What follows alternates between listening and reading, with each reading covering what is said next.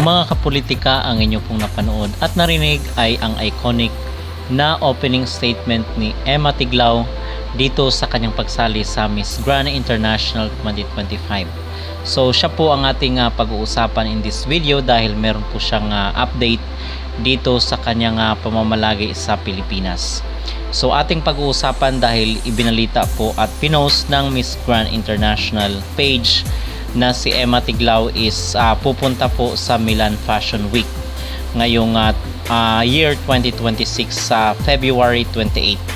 So sabi dito ng Miss Grand International Queen, Emma is heading to Milan Fashion Week Fall Winter 2026 as a celebrity guest for Leo Almodal Solo Show, February 28, 2026, 7 p.m. to 8 p.m. The Westin Palace, Milan.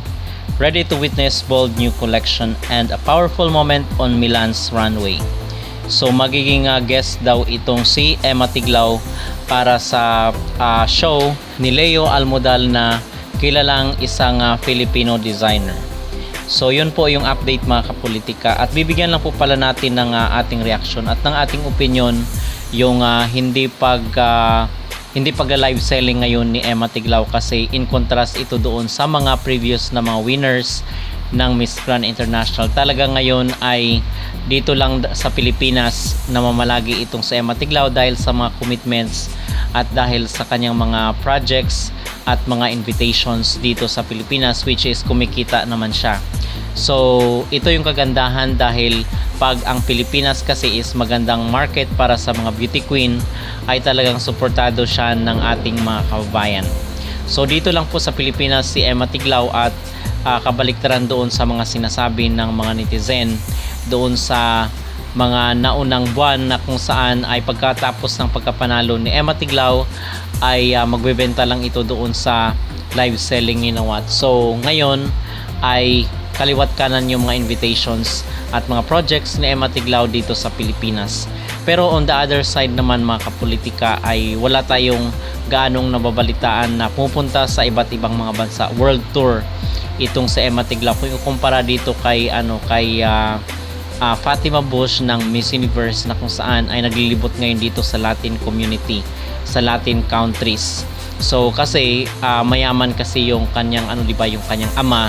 So kahit mag-sponsor pa yan ng mga trips ni Fatima ay talagang afford na afford. So itong si Emma Tiglao sa tingin ko naman is makapagbiyahe naman siya, makapag world tour naman itong si Emma Tiglao sa mga susunod na buwan, most especially pag paparating na yung Miss Grand International 2026 dahil for sure ay maraming mga invitations sa kanya mula sa iba't ibang mga bansa para i-promote yung Miss Grand. Ngayon kasi is medyo tahimik pa yung pageant world at kitang-kita naman yan dito sa mundo ng social media na hindi pa ganoon kaaktibo yung mga pageant supporters at yung mga samot-saring ganap pagdating sa mundo ng beauty pageant.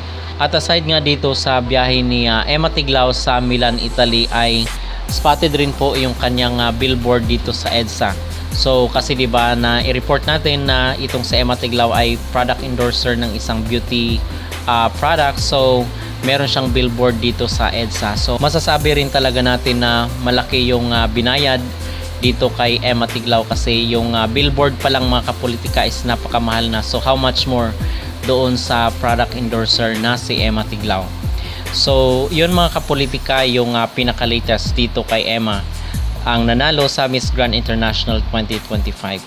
So mula dito kay Emma Tiglao is dadako naman po tayo dito kay Anja Crotatip dahil matapos yung kanyang warrant of arrest ay hindi na nakikita sa Thailand itong dating CEO ng Miss Universe at ngayon according dito sa report ng Pageantology is nasa Mexico talaga. Mexico daw itong si Jack Rotatip na kung saan is nakunan siya ng camera.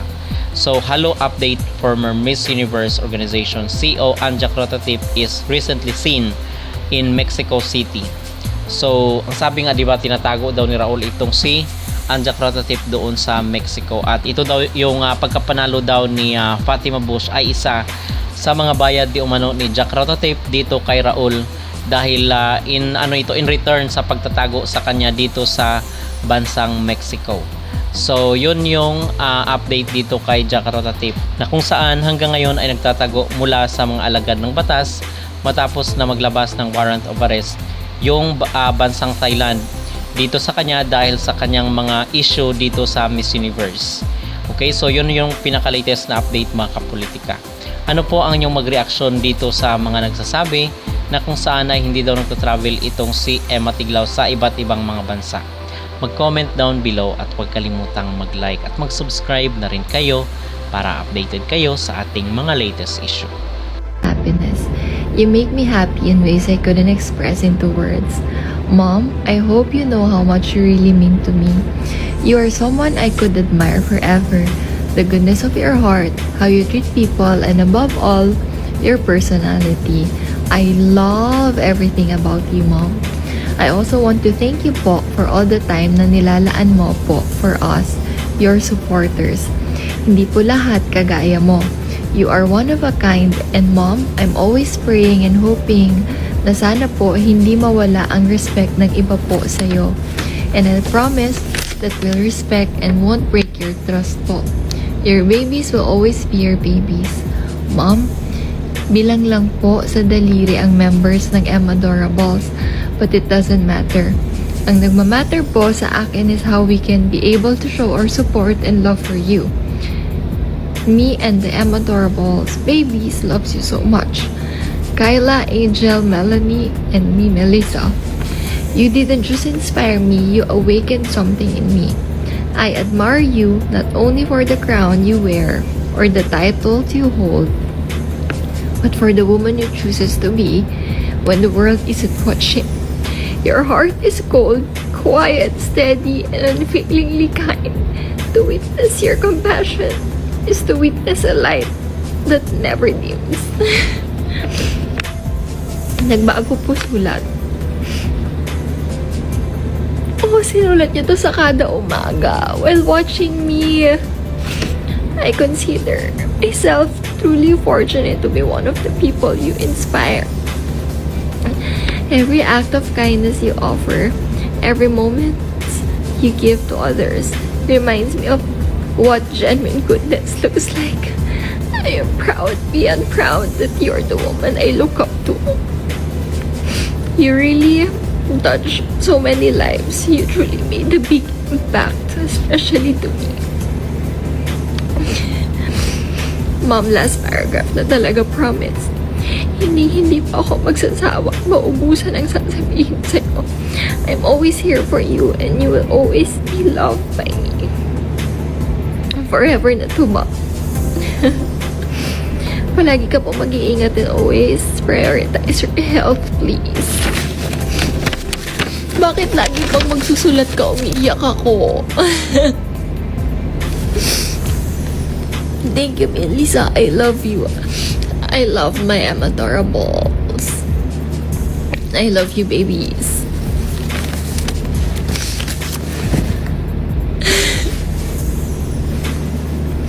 Okay, may luha na tong unan. Pakipalitan na tong...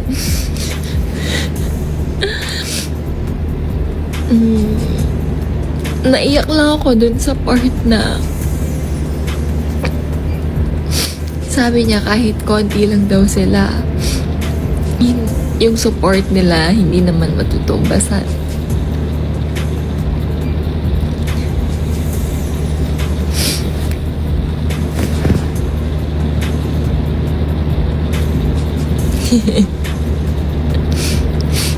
Lagi ko sinasabi nun kasi parang before naging people pleaser ako, na parang I will do this because I want to be loved by many. Para wala silang masabi. But as you age and as you mature, you will realize that you will not be everyone's cup of tea. Kahit anong gawin mo, meron at merong masasabi yung mga tao. So, instead of you being a people pleaser, be a God pleaser. Just do your thing. Just be you. Kapag nagpakatotoo ka sa sarili mo, kapag hindi ka sumunod kung ano yung gusto ng society, doon mo malalaman kung sino yung circle mo, doon mo makikita yung mga taong talagang susuporta sa'yo wholeheartedly.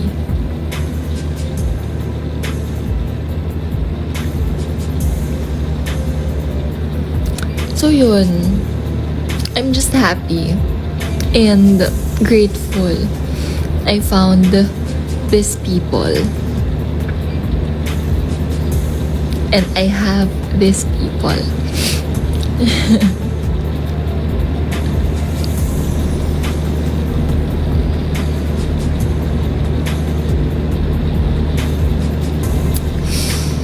Umiyak ka, umiyak.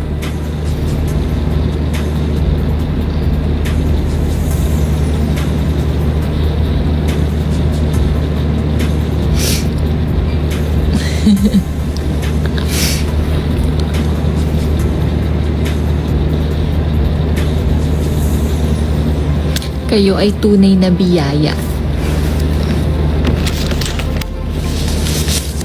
I read 3 letters and yung pangatlong letter yun ang nagpaiyak sa akin.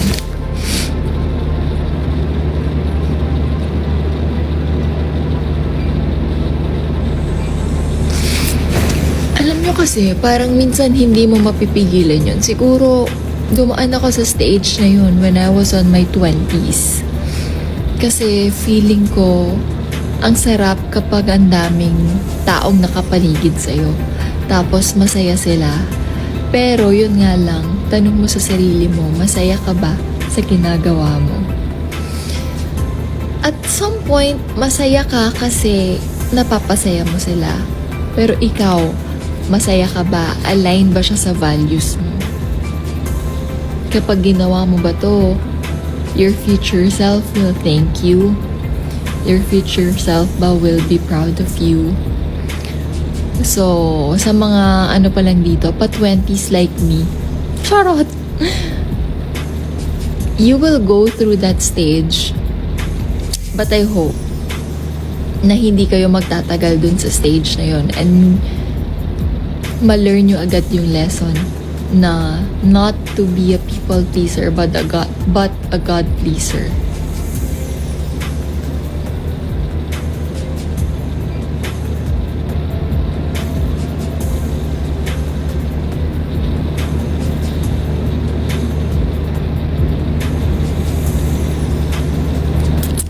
Yun lang.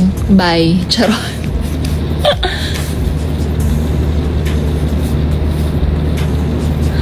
Hello, Jazz.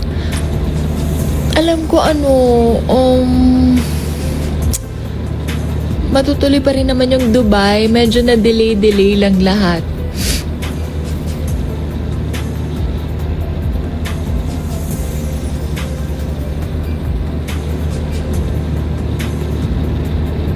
More pa? Gusto niyo ba ako umiyak? Yung salamin, hindi ko pa rin nabibilian talaga. Hindi ko talaga siya mahanap-hanap. So, filter na lang ako. Actually, sinend na pala siya sa akin ni Melissa. Hindi ko pa siya na-check out.